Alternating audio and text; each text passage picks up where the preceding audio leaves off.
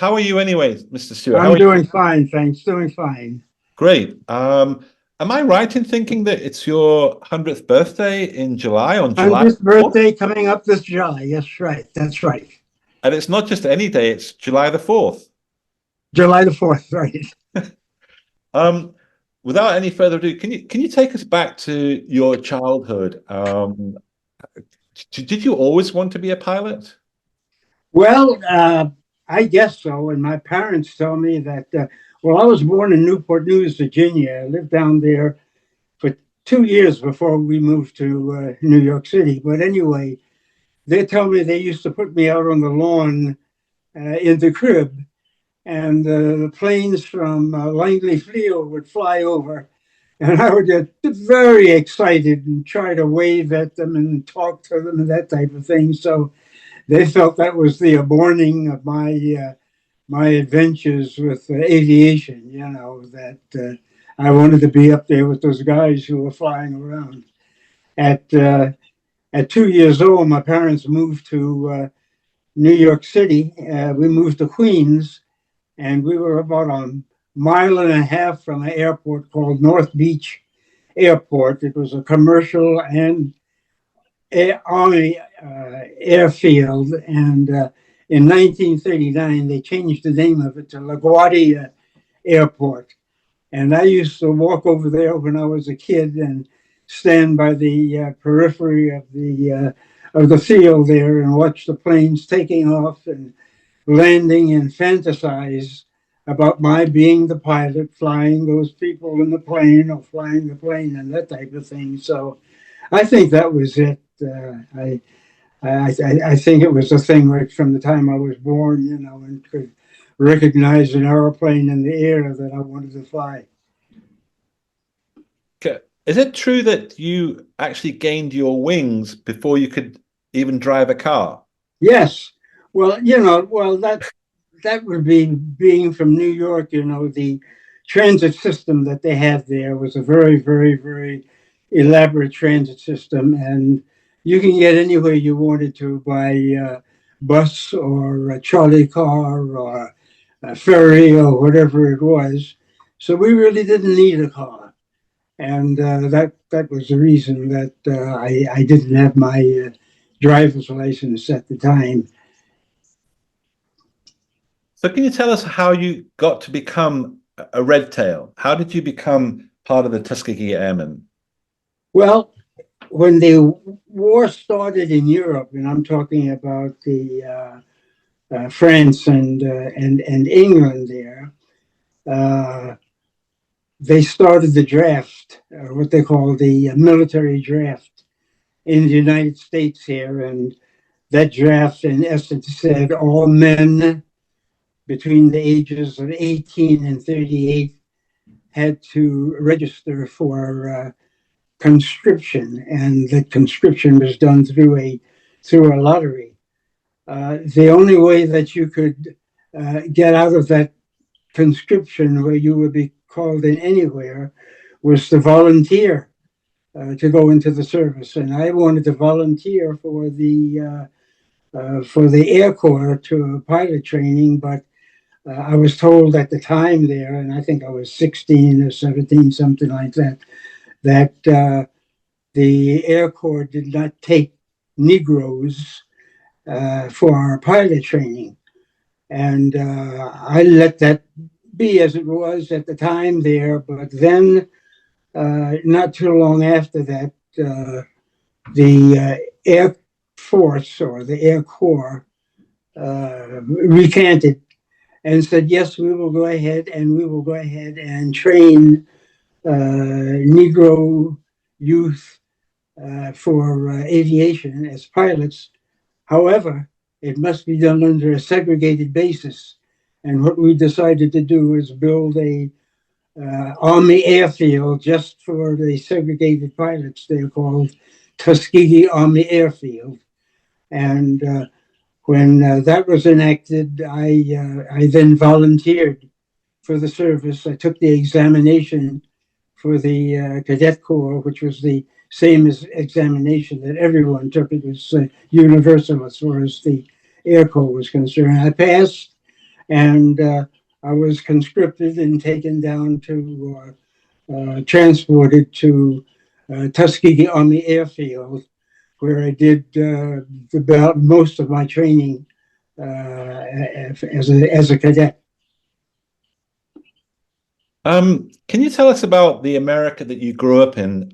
It's unrecognizable to people who are a little bit younger than you. Let's put it that way. When you say unrecognizable, that's true. And when I was coming along there, the social status in the United States here was somewhat different, and there was a great divide between the white race and the colored or the Negro race. And so much so that it affected jobs, it affected all parts of the life there. And in some sections of the country, segregation was in effect, and the races were segregated. And this was not voluntary, this was by law.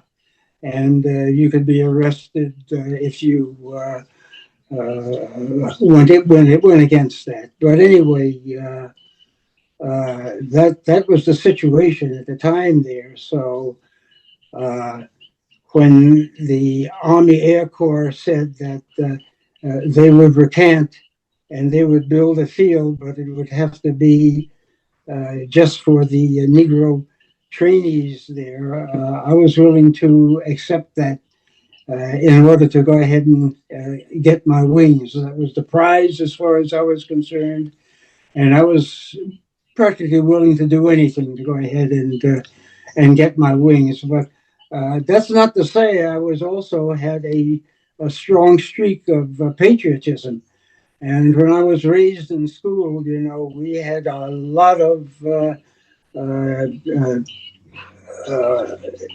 patriotic ventures that we had, and followed a lot of patriotic ideals as far as democracy and the Constitution was concerned. So I was a patriot, but also I was willing to go ahead and turn my face the other way when it came to the segregated training that I had to take to get my wings. I believe that you actually took a train to your training camp that was segregated. So even on your way to training, you were segregated. Is that right? New York City, the area in Queens that I lived was, very much integrated. I mean, we had no segregation as far as transportation was concerned, and the movies, the beaches, and all of this sort of thing. So I really didn't know what segregation was until I got into the service. Well, the day that I was supposed to report for active duty, there were three friends of mine who lived across the street from me. They happened to be white. And the five of us, there were two of us who were black, we all got together and we were going to get the same train going south to the station that we were to train at. So we went over to Pennsylvania Station in New York here. We all got the train. We were all sitting together, and the train got to Washington, D.C., which happens to be the border of what's called the Mason-Dixon line. All of the southern states from there on had mandatory segregation laws there. So anyway, the conductor came up and he came to me and he said, "You'll have to go up to the front car." So the fellows who were with me, my white friends who were with me, says, "Well, oh, Harry will go with you." And I said, "No." The conductor said, "No, that's a segregated car and it's only for colored people." And that started the my experience with segregation. I guess right on top of that, it wasn't too long that after I settled myself in the front car there, the same conductor came up and he said, "Do you have a military pass for eating?" And I said, "Yes, I do." he says, well, come with me. And he took me back to the dining car, which was, looked like it was all white there. But anyway, he took me to the end seat in the car there. It was a small table. And he said, you'll have to sit here. And when I sat down, he pulled this curtain around me. It was like a shower curtain, a green shower curtain. But it was, didn't want to confront the white passengers in the car there. And that was the rules of, that's what I faced with the being in the service all the time I was in the service up until 1950. And all of my training was segregated, even though it was from the same training book as the entire Air Corps. It was under a segregated basis. What was the most difficult thing for you about your training? What was the most challenging aspect of learning to become a fighter pilot? Well, it was a new aspect as far as the anything I had confronted before. I had a little trouble because when we were kids, we used to have these little go-karts that we used to make. And there was a little crossbar in the front, and I would steer it by pushing my feet on this crossbar. And to turn right, I would have to push my left foot in to turn it to the right there. And to turn left, I would push my right foot so that the crossbar would turn the other way and go. It was just the opposite as the plane as far as the rotor pedals are concerned. So there was a little problem as far as adapting myself to what I thought was the proper way of pushing these pedals and things. But other than that, I really had no trouble. I soloed in about 7 hours in the PT-19 plane that we were flying. It was about 175 horsepower, inverted, all plywood plane.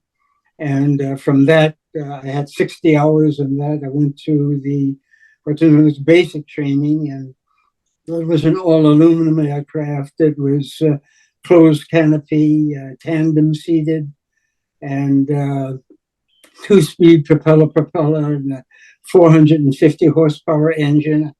I got through the 60 hours with that, and I went to what they call advanced training, where I flew the AT-6. And the plane in the AT-6 was more like a fighter plane. It had a retractable landing gear, constant speed propeller, and it's a very, very nice plane, 650 horsepower, and it's still flying around quite a bit today. And that was it. When I finished that, I was given my wings and second lieutenant class, and from there they sent me to advanced fighter training school in Walterboro, South Carolina. I was there for a couple of months, and then from there I went overseas. Where were you overseas first? What was the first place that you went to in Europe? I went to Italy. I went to a small town on just above the spur and the heel of Italy there, and the name of it was Ramatelli. Right. And the base, or the upperclassmen, people who took the training before me down at Tuskegee, they already had occupied the base there and were flying there, and I was a replacement pilot there. There were 4 squadrons there at the time, and they finally eliminated one of the squadrons, and there were the 3 squadrons, the 301st, the 302nd, and the 99th. I was with the 301st Fighter Squadron. But anyway, I flew, it was with the 15th Air Force, and we were one of the fighter groups in the 15th Air Force there. And the whole purpose of the fighter groups was to escort B-24s or B-17 bombers to their targets in Central Europe. And that was most of the job that I did, except for maybe 2 cases where I was flying with the aircraft that were after target, taking pictures of the photographs of the damage done. Most of the flying was escorting those bombers there. I believe that you did 43 missions. Is that Yes, right? yes. I flew 43 missions with the 15th Air Force. The 15th Air Force had 2 large bomber groups, the B-17s and B-24s, and the fighter escorts they had for them. They had seven fighter groups, and they called us the Red Tails at the time there, but there was nothing pejorative about that at all. They painted all of the aircraft distinct colors so that if they did not have radio contact at the time there, you could tell by looking at the aircraft itself where the aircraft was from and what group it belonged to. For instance, we were the Red Tails, the 52nd Fighter Group had yellow tails, the 325th Fighter Group had checkered tails, the 31st Fighter Group had candy striped tails. So that was the way we could tell each other as far as a friend or foe is concerned. Can you remember, as you went through your flight checks on your very first mission, sat in that incredible plane? Do you remember that still? Yes, I do. Yes, I do. We went over and we were on going over by ship, 19 days. So it's been a long time since I had been in an airplane. But anyway, the operations officer took me down to the line there where the plane was. He says, "This is your airplane." And he gave me a P-51 manual, and it wrote up the characteristics of the plane, but and all of that sort of thing. But still, it was something I had to do by myself as far as the flying is concerned, because it was a single seat fighter, and there was nobody to sit with me to show me how to fly the plane. I was going to take it off, and it would be a new acquaintance that I had with the plane itself. So anyway, I got a blindfold check. What they do is they make you cover your eyes there, and they have you point out the different instruments on the panel there. And the operations officer said, "Okay, go ahead." So I contacted the radio, and that's it. I took off and landed, and I guess it was the next day or the next couple of days, I was on my way with the rest of the squadron on a mission. So What was your first mission? What was your first mission? Where were you going? I haven't the slightest idea what I was doing or anything else. I was following my leader. That was it. I acquainted myself with what was going on as the missions proceeded in the future there. But the first mission was were you too focused to be scared? Were you so focused on what you were doing, the yes, plane that yes. didn't have any fear? Fear didn't enter anything at all unless it presented itself. Right? If there's a flak burst near me, then yeah, it would give me a fright or something like that. But other than that, I did not have any fear, and it was because I was preoccupied with other things there. Have you ever had the same thrill in your life as being at the controls of a P-51? No. It was something to behold. It was. I had flown the P-40 Warthog before that. I had flown the P-47 before that, but these were antiquated aircraft compared to the P-51. And it was like jumping from a Ford into a BMW or Cadillac or something like that, But the first flight was very, very smooth. The controls responded like they were parts of my body, and It was really, really, it was great. Yeah. Another question: have you ever felt the same camaraderie with any other group other than your fellow Tuskegee Airmen? Were you extremely close? I was very extremely close. We trained at the same base, and because of segregation, we did not move around like the white pilots did. They had one base for this phase of flying, and another base for another phase of flying, and another base for a third phase of flying. We didn't have that. We did all of those three phases of primary, primary, basic, and advanced, all on the same field. So we developed a very strong camaraderie, and it became a bunch of brothers. That's what it became there. No, I did not develop that camaraderie with any of the other fighter groups because I had never been in any other fighter group. I was discharged in 1950, the beginning of 1950. And it was around that time, or just before that time, that integration took place as far as the 332nd is concerned. It was in July of 1949 that the base that we were on was disbanded, and we were given orders and sent to individuals that were sent to different sections in the world, of bases in the world, and that started the integration, which brought about what we see today as far as the Air Force is concerned.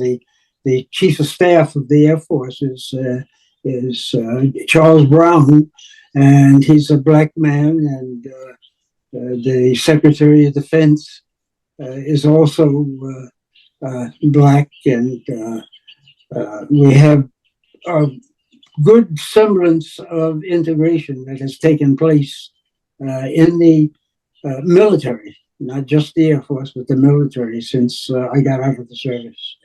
Were you guys determined? Was there any awareness among you guys that you were out to prove that you were just as good as anybody else? Yes. Tell us Yes. about that.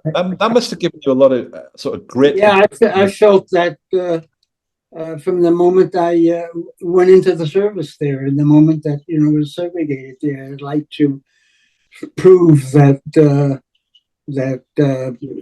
we were equal in ability as anybody else. This didn't get to show itself until 1949, when the General Chief of Staff at the time there, whose name was Hoyt Vandenberg, decided he'd like to resurrect a series of games that they played as far as the intergroup rivalry between the different squadrons prior to World War II. And today, it's more akin to what you might call Top Gun. So I'll use the expression Top Gun now, but General Vandenberg said he'd like to go ahead and have 3 representatives from each of his 12 fighter squadrons meet in the environs of Las Vegas, Nevada. That would be about out in the desert there someplace. And go through a series of games, and it would be aerial gunnery at 10,000 feet, aerial gunnery at 20,000 feet, skip bombing, dive bombing, rocketry, and I forget the other one. But anyway, this would be the competition that we would have between the different groups, and it would be a 10-day affair, and the winner would be called the well, now they call it the Top Gun, but the team that won the first Top Gun contest that you had in the United States Air Force, which took place between May 2nd to May 10th of 1949, was the 332nd Fighter Group, or the Tuskegee Airmen.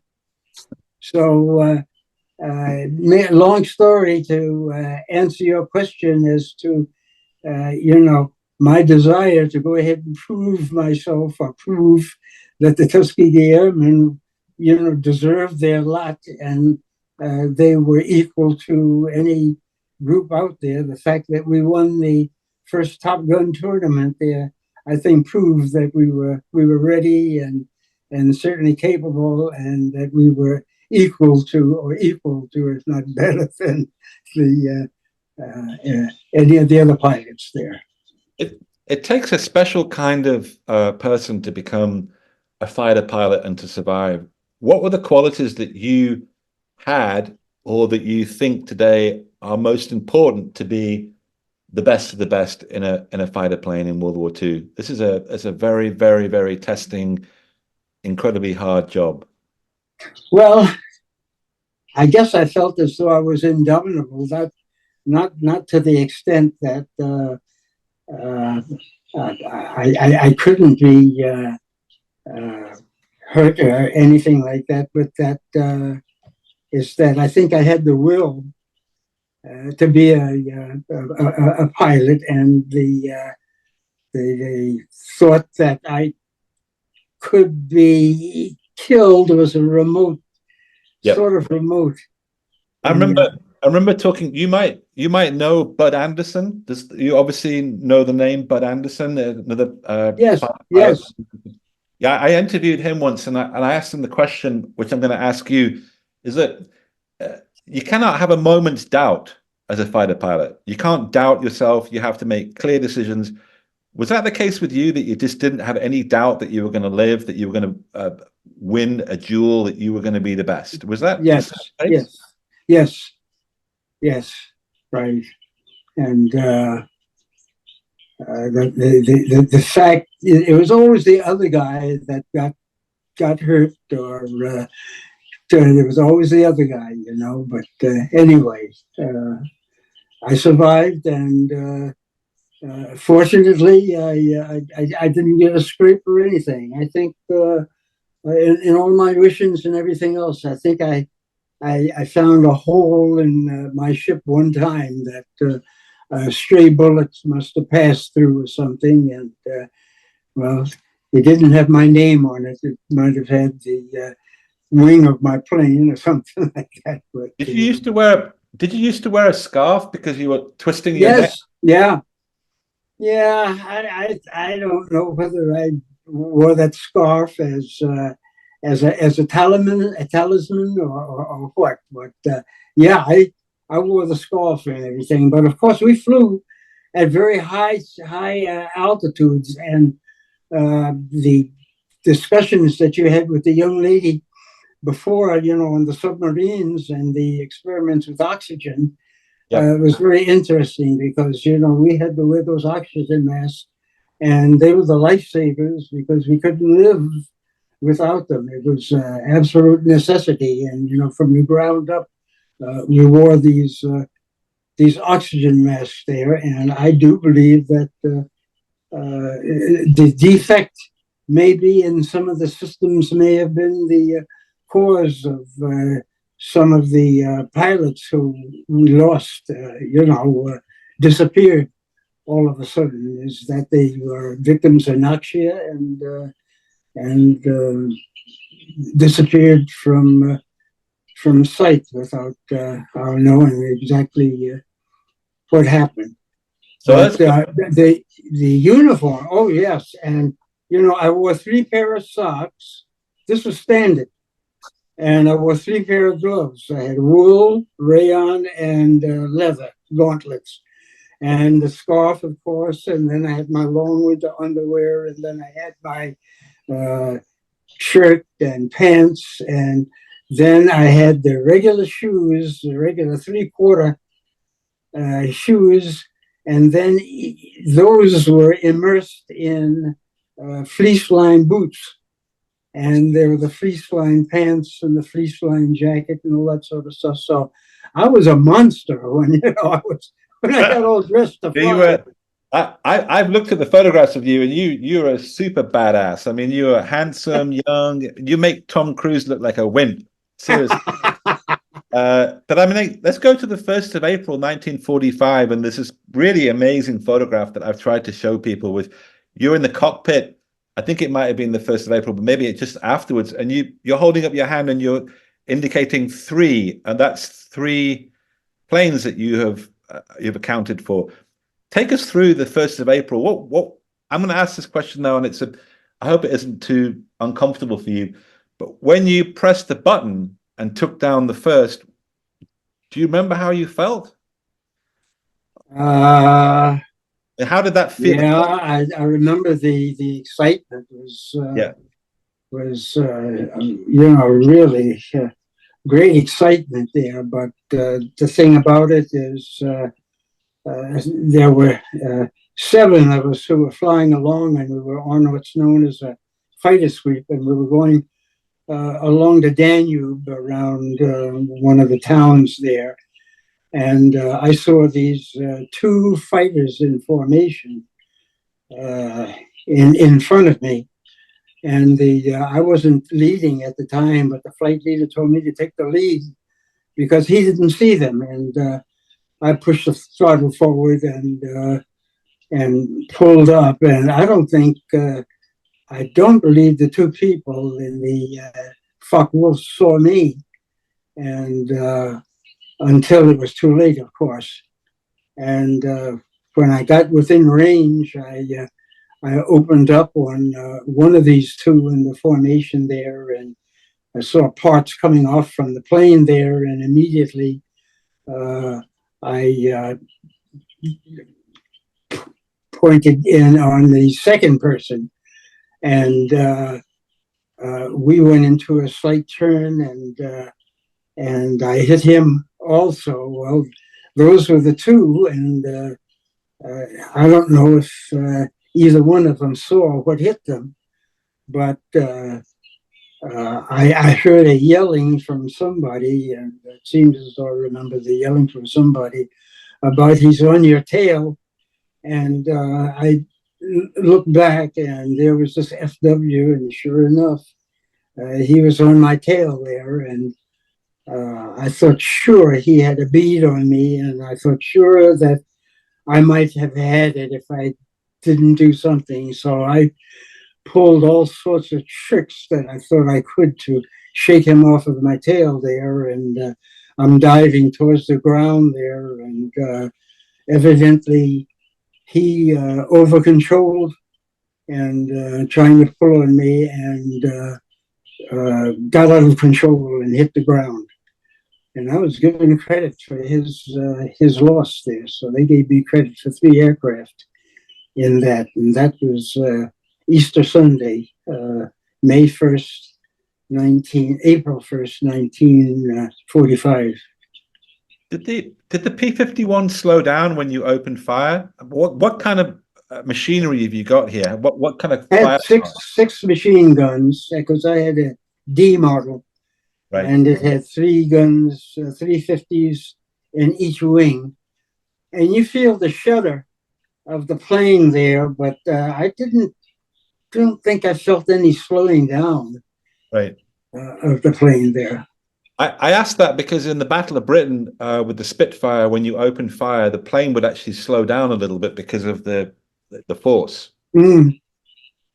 So when you got down to the ground after a mission, what would you guys do? How would you come down? How would you relax? Were you very, very pumped up on adrenaline? How did you calm yourselves down? Well, getting out of the plane, of course, you're greeted by your crew chief there, and then a Jeep would pick you up and take you up to operations for debriefing.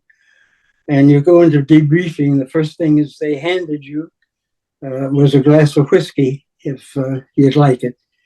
So some guys did all sorts of things. Some of them would save the whiskey until they got a bottle full, and others, wouldn't maybe take a drink or anything like that. But yeah, we called it mission whiskey, and that's what we had. And I guess it would be to settle your nerves after you got back down. Did you ever feel after the war that you were quite in your element? Was this a period of your life when you were incredibly lucky and honored and privileged to be at your very, very best as an American and as a human being? Well, I've always been grateful, and I felt as though I'm a believer in probabilities and statistics there, and that my probabilities were very fortunate, and that I made it through flying school and even my health factors, because I was in a book that a gentleman was writing about my biography. I I was mentioning at 4 years old that I started limping and got this bad fever, and my folks took me to the hospital, and I had polio. And the morning after the fever, I was limping, and that I had a paralyzed partial paralysis of the right calf for the rest of my life there, or all my years there. But I overcame it. And I remember 4 years old, I still can remember when they tried these crutches on me, and evidently when I got home, I just threw them down and started trying my best to uh, uh, do everything the way I was doing it before. And I overcame that problem, but there was still the thing. The right calf was smaller than the left one in circumference. And when I took the examination for the to get into the cadet corps there, and they examined me, I tried to hide this whole thing.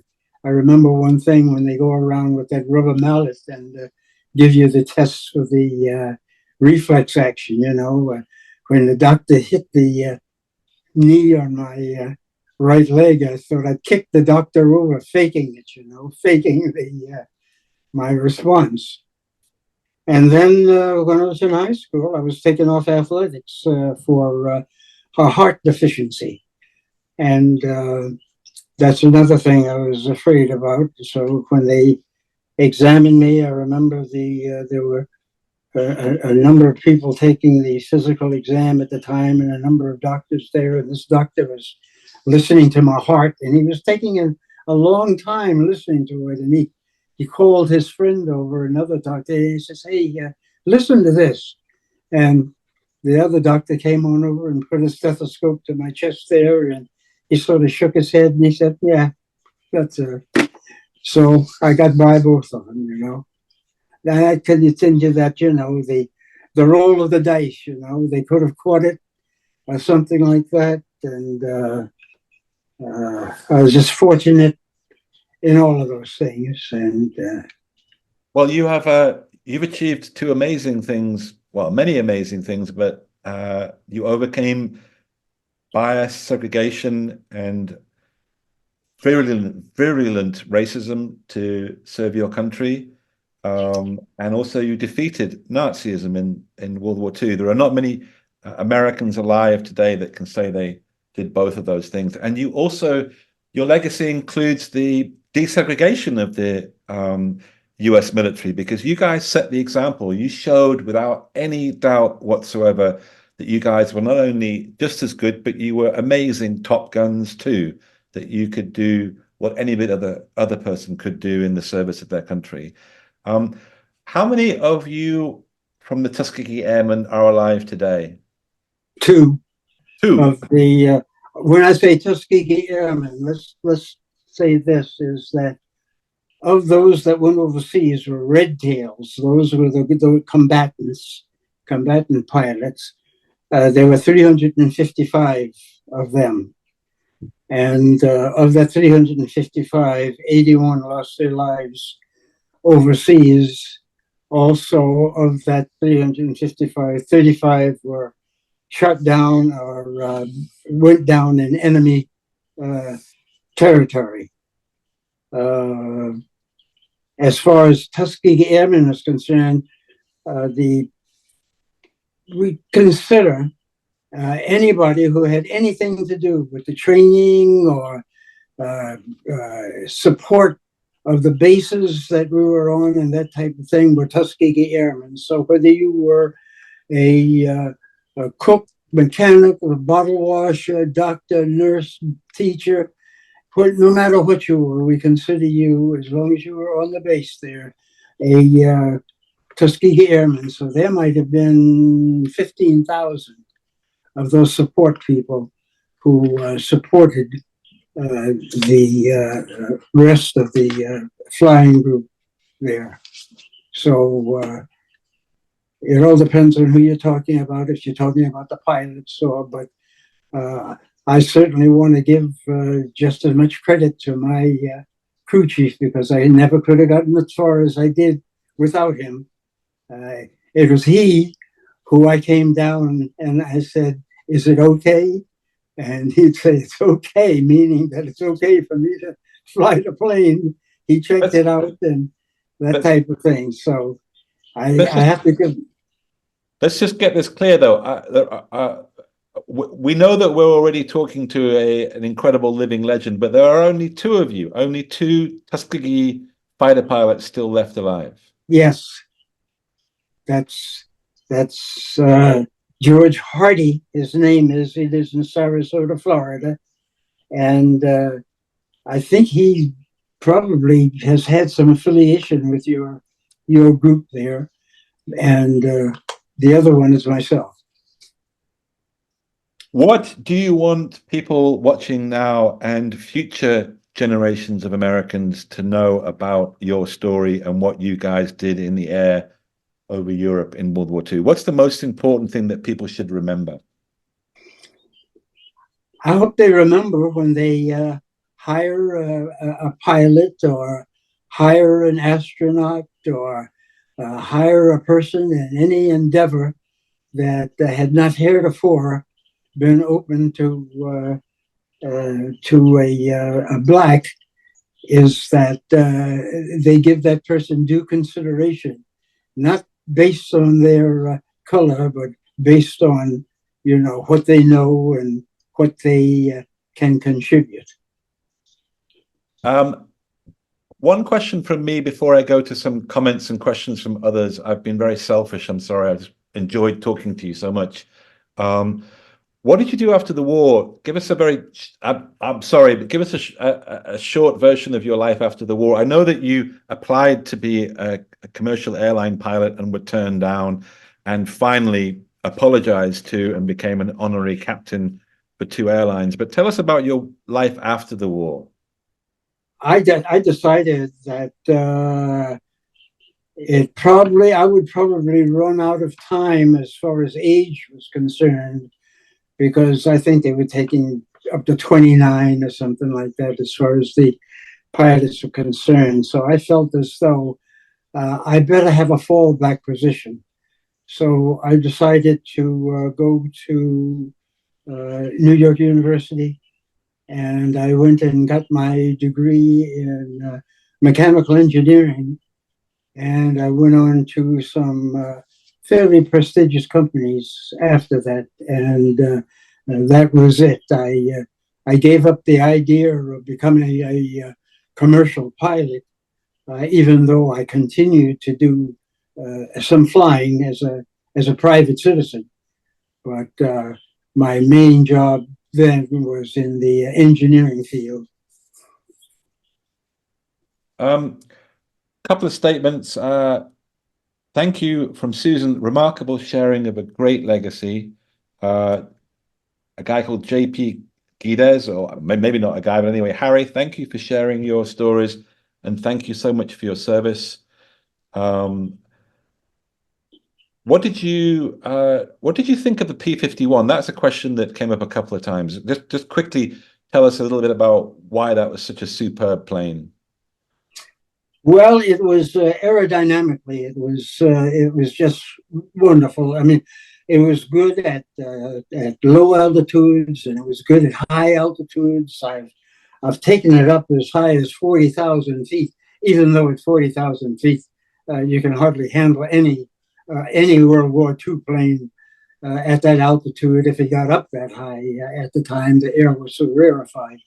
But it handled very well, and certainly as far as an escort, where I was flying maybe 1,000 feet above the bombers there, which took me sometimes maybe to in the 30s, 35,000 feet there. It just handled very, very, very well. And that supercharger that it had on it was just absolutely wonderful. So I felt very, very comfortable in the plane. It was a very, very delightful plane to fly. Are there any friends that you lost that you still remember today? Yes, I lost a couple on the that flight I was telling you about, where I shot down the couple of planes there, and one in particular, his name was Walter Manning from Philadelphia, Pennsylvania. But when the dogfight started, I was fighting, but he was engaged in the with the same group at the time there. But I was so concentrated on what I was doing, I didn't see what he was doing. But he did not return from the mission, and there was another fellow from Boston, Massachusetts, who didn't return. I found out the fellow from Boston, Massachusetts, was instantly killed, but Walter Manning, he bailed out in his parachute, and he was picked up by locals, and he was thrown into one of the jails that they had near Linz, Austria. And a couple of nights later, a crowd formed, and they broke into the jail, and they pulled Walter out, and they beat him up pretty badly, and then they lynched him from a lamppost. And this all came out as a result of an investigation by the War Crimes Commission later on during the war.